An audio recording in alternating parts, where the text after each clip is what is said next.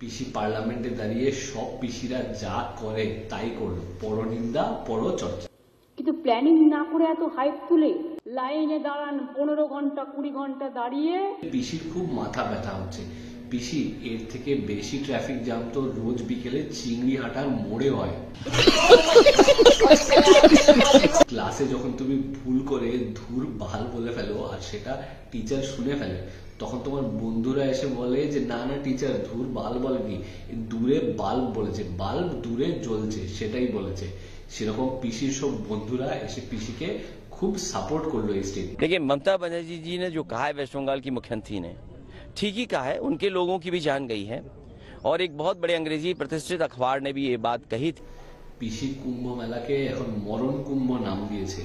ওটা এখন মৃত্যু কুম্ভ হয়ে গেছে, মৃত্যু কূপের মতো। পিসির একটু ব্রেনোলিয়া খেতে হবে, কারণ পিসি আজকাল সব ব্যাপার ভুলে যাচ্ছে।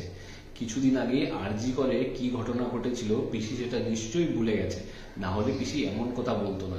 তাহলে কুম্ভকে মরণ কুম্ভ করার আগে তুমি আগে কলকাতার সব হসপিটালগুলোকে নাম চেঞ্জ করে মরণ হাসপাতাল করে নাম করে দাও। এই ভিডিও দেখে মনে হচ্ছে আমাদের পিসির মনটা খুবই নরম, কিন্তু পিসি কয়েকদিন আগেই যে 208 জন লোক হজে গিয়ে মারা গেলেন, তখন কেন তোমার এত দুঃখ হলো না?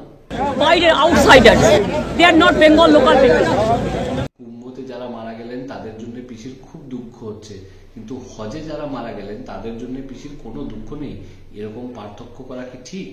পিসি পার্লামেন্টে দাঁড়িয়ে যা বললেন এটাকে যদি আপনি সাপোর্ট করেন বা না সাপোর্ট করেন আপনি কমেন্ট করে জানান, আমরা এটা নিয়ে একটা ডিসকাশন করব। যদি ভিডিও ভালো লেগে থাকে তাহলে শেয়ার করবেন আর চ্যানেলটাকে সাবস্ক্রাইব করবেন।